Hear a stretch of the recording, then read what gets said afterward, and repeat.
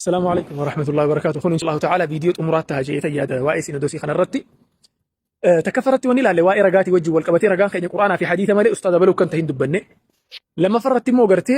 أكشريعة إسلامات التنا ما مش إن الأبتشون كمي سدفرت مو دبين دبي ميدة مو قمت بر دبر محل النزاع لا لندر كما بر دبين ميدة مو دبي أمانتي بل سوداتي رجال لي سني فيها إلى ميكائيل قرتي دبي ما أرثوذكسي سينودوسي أورومي على إيش سنبودة شيء ديمتن ومرة توان تك إسنيه هنا سنس مالي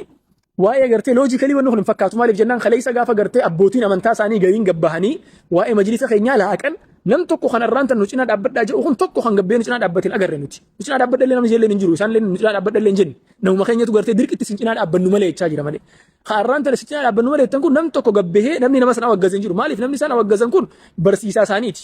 abbaa isaaniiti nama amantii takka waliin qabani ati immoo nama nyaaphaati sii galee nama rabbii isaan itti amanan didee deemu jiru jecha nama isaan rabbii ja'aniin ati immoo nabiyyi dheettee deemtuun tokko kanaaf gabaabdumatti dubbiin achirratti booda'an teoloojikali fudhataman qabuudha xumura irratti immoo ustaazan gariitiifiin gaafii qaba'an nama gariitiif jecha ustaazan qofaa miti nama gariitiif yaada qaba'an arraan tan nama hedduu tokko haaftanii cinaa dhaabbadhaa gargaaraa wajjin bahatii mul'adhaa jettan bareeda bakka garigariisitti rakkoon takka takka uumamuu isaa argaa jirtan isin rakkoolee kanaa kana kan fuuldura rabbi namatti hin fedhini rakkoon akkanaa kun gartee hawaasa keessa yoo kan uumamu taate bakka gartee qeebaltii garigariitti rakkoon akkanaa kan uumamu taate rakkoo achirratti ka'ee uumamuu irratti rakkoo uumamuudhaa taa'u nama miidhamuudhaa taa'u kana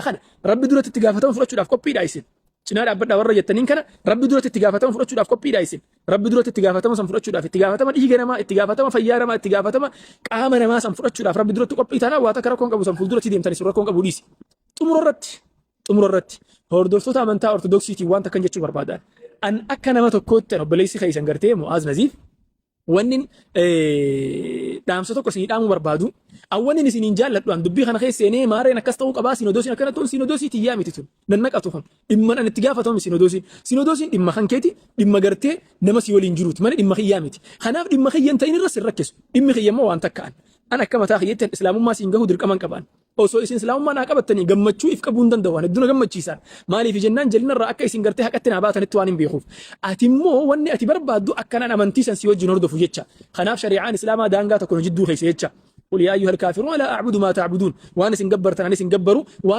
وأنا نجبروا سنا وجين جبرنا سيجلي خيسنا وجين من أمنتا خيانا وجين جارا مجلس خيانا وجين جارا سنين جوان مجلس خيسان استكاسين ودوسي خيسان سنين وجين جارو إرتنا الأفيرنا أنا اللي أفير سنان جمانتنا